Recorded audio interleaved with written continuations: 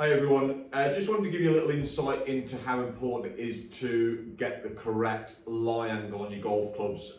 Recently had a good friend of mine in for a lesson, plays off 2 handicap, really good player, very much on plane with his swing. Tends to get the club face a little bit shut at times, but what we noticed through the lesson was that more times than anything he felt that he was keeping the club face very square, but the ball was generally turning over right to left, so too much draw bias on the flight. So we started to look into the lie angles of the club, and what we noticed was that he was returning using the quad technology that we have here, which is the best in the market. We noticed that when he was coming into impact, that the lie angle of the club was basically too upright, okay? So the toe of the club, there was too much daylight between the toe of the club and the ground. So just tried to explain to him the importance of getting that lie angle correct, all right? So this is a lie angle tool. All I'm going to do is just position it onto the club face there.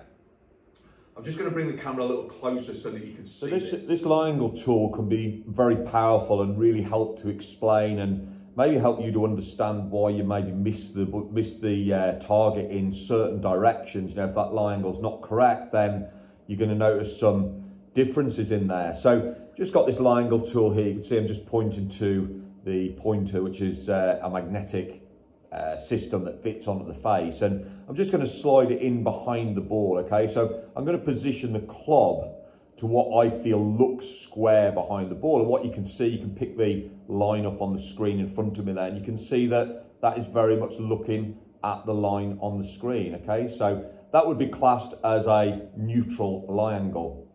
Now what happens if I then position the club in and have more daylight under the toe of the club? Okay, so here we go, we position it in, you can see that the arrow is looking at the line on the screen there. If I go more toe up, we can start to see that that lie angle tool moves to the left of the line. Okay, so that's going to make that ball generally start a little bit left.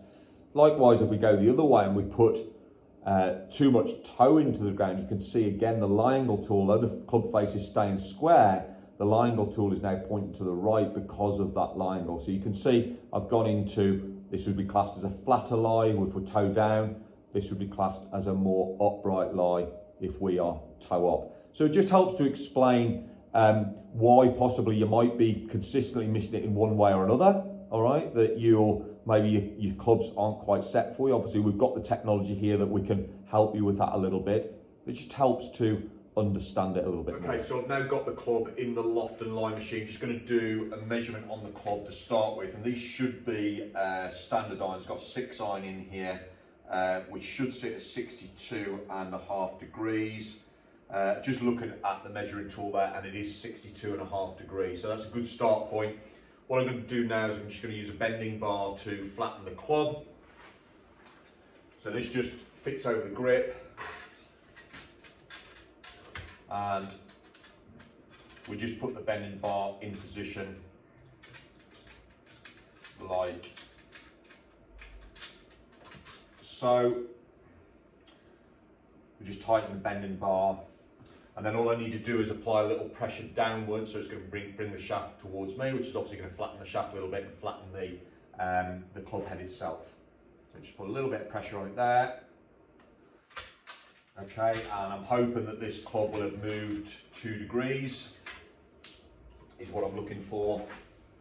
We just made that decision, and then we'll recheck it when he's next over for a lesson. So put the club back into position, and that has moved to 60.5 degrees. So we've moved at the 2 degrees. So I'm happy with that. We'll just obviously make a note so that we can check it next time he's over. And that's really the process that we go through.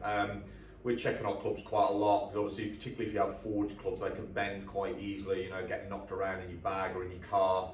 So it is important to check the lofts and the lies. We've got all the technology that we need here in the studio. And I hope that it just sheds a little bit of light on the sort of detail that we need to look for.